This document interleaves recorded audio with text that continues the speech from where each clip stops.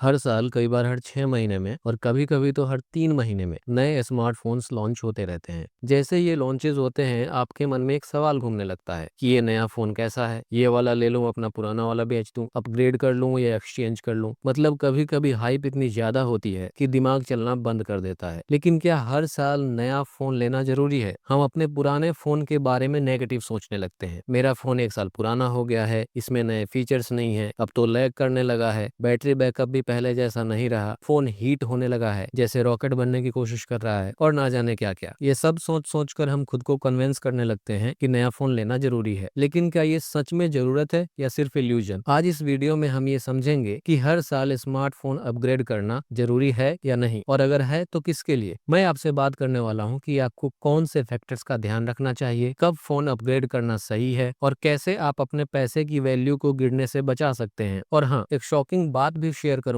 जो आपके upgrade decision को हमेशा के लिए बदल देगा। तो वीडियो को एंड तक जरूर देखिए और अभी तक सब्सक्राइब नहीं किया है तो जल्दी से कर लीजिए और बेल आइकॉन दबाकर ऑल पर क्लिक कर दीजिए ताकि नए वीडियो का अपडेट सबसे पहले आपको मिले। नमस्कार दोस्तों, मेरा नाम है प्रिंस और आप देख रहे हैं टेक तत्व विचार। आपने नोटिस किया होगा कि स्मार्टफोन कंपनीज कैसे हर 6 महीने में या 1 साल में नए फोन्स लॉन्च करती रहती हैं। जैसे ही एक नया फोन का टीजर आता है, सोशल मीडिया और यूट्यूब पर एक ही सवाल चलने लगता है, जैसे सैमसंग का एआई फोन लॉन्च हो रहा है, क्या ये बेस्ट एआई फोन है, और इसी तरह के कई सवाल। और फिर वही फोमो स्टार्ट हो जाता है। आप सोचने लगते हैं कि अरे ये नए फोन में तो नए फीचर्स हैं, ये तो मेरे पुराने फोन को बीट कर देगा। लेकिन क्या आपने कभी सोचा है कि कंपनीज ऐसे हर छोटे अपग्रेड के साथ नए फोन्स क्यों लाती हैं? इसका रीजन है मार्केट डायनेमिक और कंपटीशन। स्मार्टफोन कंपनीज हर वक्त एक रेस में है। हर ब्रांड चाहता है कि वो सबसे पहले नए फीचर्स लेके आए, और ये रेस सिर्फ टेक्नोलॉजी के लिए नहीं है बल्कि आपका अटेंशन और वॉलेट ग्रैब करने के लिए भी है। वैसे तो नए फोन्स काफी एक्साइटिंग लगते हैं, लेकिन आपको एक चीज समझनी जरूरी है, कंपनीज का काम है नए प्रोडक्ट्स बना के उनका हाइप क्रिएट करना। इंक्रीमेंटल अपग्रेड्स मतलब छोटी छोटी इंप्रूवमेंट्स का कॉन्सेप्ट यहीं से शुरू होता है। जैसे नए फोन में बस एक नया प्रोसेसर का नाम बदल दिया, या कैमरे में एक नए मोड का एडिशन कर दिया, हाई रिफ्रेश रेट या बेटर डिस्प्ले जोड़ दिया, नहीं तो डिजाइन के नाम पर, और नए फोन का पूरा एड रेडी है। मान लीजिए एक नए फोन का एड बोलता है कि इसमें एआई पावर्ड कैमरा है। रियलिटी ये है कि आपका पुराना फोन भी वही एआई फीचर्स हैंडल कर सकता है, बस नए मॉडल के लिए मार्केटिंग में बड़ा क्लेम कर दिया गया। इसका नतीजा, आपको लगता है कि आपका फोन अब आउटडेटेड है, लेकिन असल में वो अभी भी परफेक्टली काम कर रहा है। जैसे गैलेक्सी S25 आ गया है, पर अब ऐसा नहीं है कि आप S24 में एआई का मजा नहीं ले सकते, राइट? पर जब भी एक नया फोन आता है, हम सबको लगता है कि अपना पुराना फोन आउटडेटेड हो गया है। लेकिन क्या ये रियलिटी है या सिर्फ एक परसेप्शन? सच तो ये है कि ज्यादातर स्मार्टफोन्स 2-3 साल तक परफेक्टली फंक्शनल रहते हैं, बस कंडीशन ये है कि उनको प्रॉपर्ली मेंटेन किया जाए। सबसे पहले बात करते हैं परफॉर्मेंस की। अक्सर लोग सोचते हैं कि 1 साल बाद उनका फोन स्लो हो जाता है, लेकिन अगर आप सॉफ्टवेयर अपडेट्स ले रहे हैं, अननेसेसरी ऐप अनइंस्टॉल करते हैं और स्टोरेज फ्री रखते हैं, तो फोन की परफॉर्मेंस काफी देर तक मेंटेन रह सकती है। अगर आप कैजुअली फोन यूज करते हैं तो एक फ्लैगशिप फोन आपको इजीली 3-4 साल तक बिना किसी प्रॉब्लम के सर्व कर सकता है। आप अपना फोन रीसेट भी कर सकते हैं आफ्टर अ ईयर। इससे आपका फोन अच्छे से क्लीन हो जाता है और बेटर परफॉर्म करता है। दूसरा एस्पेक्ट है बैटरी डिग्रेडेशन का। हर लिथियम आयन बैटरी टाइम के साथ डिग्रेड होती है, लेकिन इसका स्पीड काफी स्लो होता है अगर आप फोन को सही तरीके से चार्ज करें। वैसे आजकल का टेक इतना एडवांस है कि आपको जल्दी कोई दिक्कत नहीं आने वाली, पर ध्यान रखने का फायदा ये होगा कि आपको नए फोन की जरूरत सिर्फ बैटरी की वजह से नहीं पड़ेगी। एक और इम्पोर्टेंट फैक्टर है ओएस अपडेट। कई ब्रांड्स जैसे एप्पल और सैमसंग अपने फोन्स को 4-5 साल तक ओएस अपडेट और सिक्योरिटी पैचेस देते हैं, और सैमसंग ने तो अपने नए गैलेक्सी S25 के लिए पूरे 7 साल का ओएस और सिक्योरिटी अपडेट देने का वादा किया है। अगर आप बजट फोन यूज कर रहे हैं तो भी ज्यादातर ब्रांड्स 2-3 साल तक अपडेट्स जरूर देते हैं, मतलब आपका फोन फंक्शनल और सिक्योर रहता है, चाहे नए मॉडल्स आए या ना आए। अब एक इम्पोर्टेंट पॉइंट, नए फीचर्स का एक्साइटमेंट। अगर आप हर साल अपग्रेड करते हैं तो नए फोन के फीचर्स ज्यादा नोटिसेबल नहीं लगते। हर साल इंक्रीमेंटल अपग्रेड्स आपको वही वाव फैक्टर नहीं देते, लेकिन अगर आप 2-3 साल के बाद अपग्रेड करते हैं तो नए फोन्स का इम्पैक्ट ज्यादा नोटिसेबल होता है और नए फीचर्स का एक्साइटमेंट भी बढ़ जाता है। तो सोचिए, क्या हर साल अपग्रेड करना जरूरी है, या फिर अपने फोन को 2-3 साल तक चलाना एक बेटर डिसीजन हो सकता है जिसमें आपका पैसा भी बचे और नए फीचर्स का मजा भी डबल हो? तो अगर आपका फोन सही काम कर रहा है तो शायद 1 साल रुकने का डिसीजन आपके लिए बेस्ट हो सकता है। आपका क्या विचार है? है कमेंट में जरूर बताएं। अच्छा, तो अब ये समझना जरूरी है कि हर यूजर के लिए हर साल अपग्रेड करना जरूरी नहीं होता, लेकिन कुछ स्पेसिफिक लोग हैं जिनके लिए नए फोन का यूज करना एक जरूरत बन जाता है। सबसे पहले बात करते हैं उन लोगों की जो कंटेंट क्रिएशन, फोटोग्राफी या गेमिंग जैसे फील्ड्स में काम करते हैं। अगर आप एक यूट्यूबर हैं या इंस्टाग्राम क्रिएटर हैं या किसी भी तरह के हाई क्वालिटी कंटेंट बनाते हैं, तो नए फीचर्स और इम्प्रूव्ड परफॉर्मेंस आपके काम को नेक्स्ट लेवल पे ले जा सकते हैं। जैसे एक कंटेंट क्रिएटर के लिए बेटर कैमरा और वीडियो स्टेबलाइजेशन बहुत जरूरी हो सकती है। इसी तरह गेमर्स के लिए नए प्रोसेसर और बेटर रिफ्रेश रेट इंपॉर्टेंट होते हैं। एक और कैटेगरी है हाई एंड यूजर या फ्लैगशिप यूजर की, जो हमेशा बेस्ट परफॉर्मेंस और लेटेस्ट टेक्नोलॉजी के लिए अपग्रेड करते हैं। जैसे जो लोग 5G के आते ही 5G फोन पर स्विच कर गए, या जो लोग हर नए फ्लैगशिप का वेट करते हैं क्योंकि उन्हें लेटेस्ट फीचर्स का एक्सपीरियंस सबसे पहले चाहिए। लेकिन अगर आप एक नॉर्मल यूजर हैं जो अपने फोन को कॉल्स, मैसेजेस और थोड़ी बहुत सोशल मीडिया ब्राउजिंग के लिए यूज करते हैं, तो आपके लिए हर साल अपग्रेड करने की जरूरत नहीं है। एक नॉर्मल यूजर के लिए पुराने फोन का प्रोसेसर या कैमरा भी काफी होता है, जब तक फोन सही काम कर रहा हो। फॉर एग्जाम्पल, मान लीजिए एक हाई एंड यूजर अपना फ्लैगशिप फोन अपग्रेड करता है क्योंकि नए मॉडल में उसे बेटर जूम कैपेबिलिटी और 4K या 8K वीडियो रिकॉर्डिंग मिलती है। लेकिन एक नॉर्मल यूजर के लिए ये नए फीचर सिर्फ एक लग्जरी होते हैं, जरूरत नहीं। तो अगर आपका काम कटिंग एज टेक्नोलॉजी पे डिपेंड नहीं करता, तो 3-4 साल तक अपना फोन चलाना आपके लिए ज्यादा वैल्यू फॉर मनी डिसीजन होगा। और ऑनेस्टली, अगर फोन सही काम कर रहा है तो नए फोन के लिए अपना वॉलेट खाली करना कोई स्मार्ट मूव नहीं होगा। तो क्या आप एक हाई एंड यूजर हैं या एक नॉर्मल यूजर? कमेंट में मुझे जरूर बताइए आपका क्या ओपिनियन है।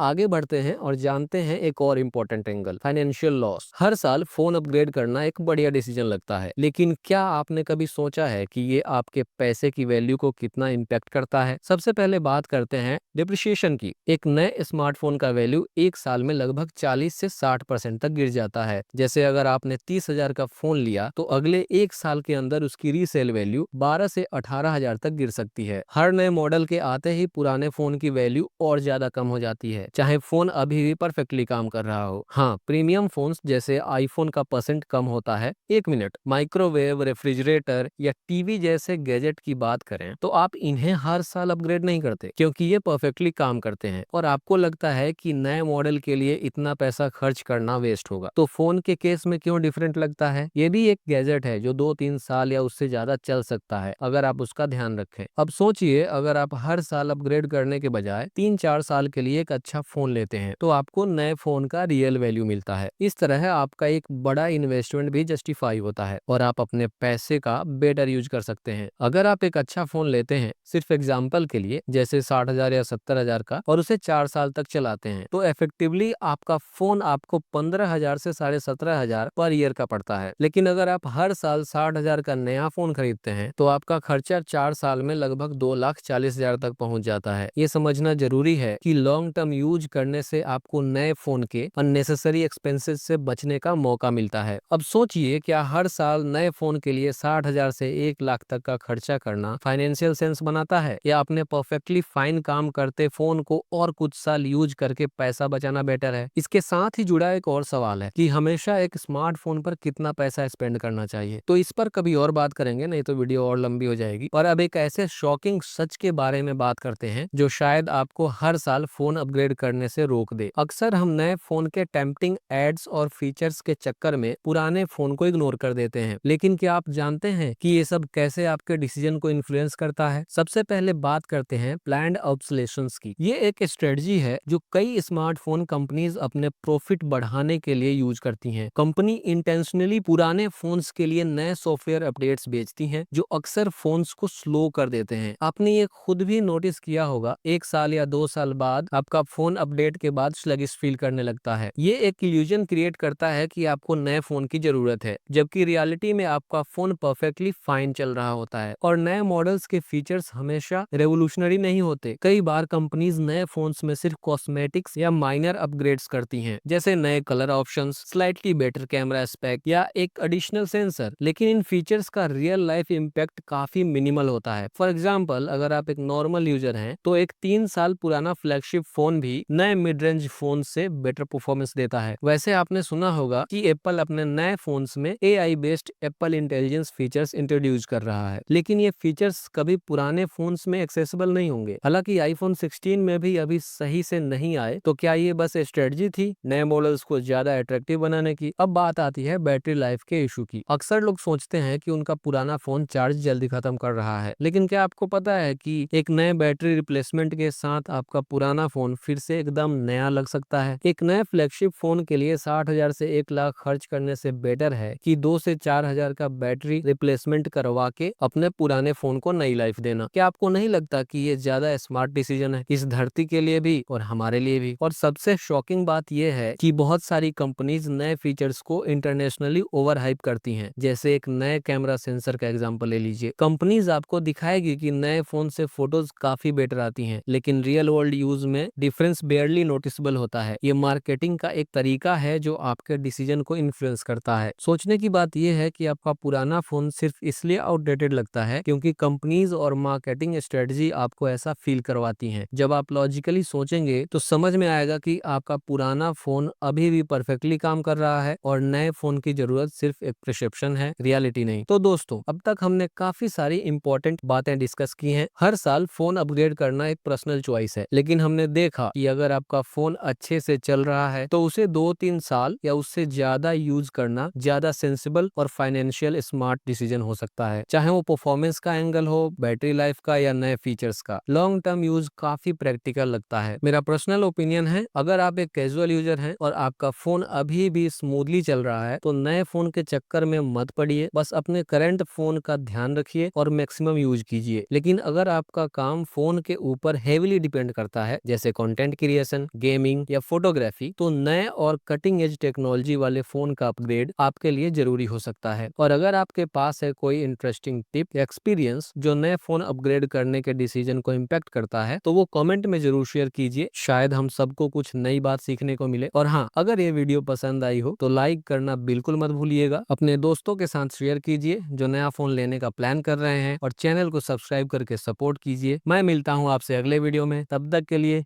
बाय।